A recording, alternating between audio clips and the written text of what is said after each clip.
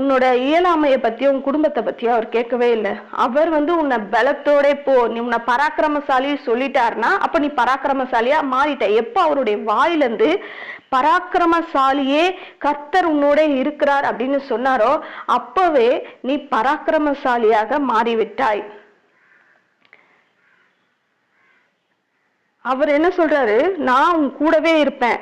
இவன் பயப்படுறான், ஆனா கர்த்தர் என்ன சொல்றாரு, அதற்கு கர்த்தர் நான் உன்னோட கூட இருப்பேன், ஒரே மனுஷனை முறியடிப்பது போல நீ மீதியானையரை முறியடிப்பாய் என்றார்.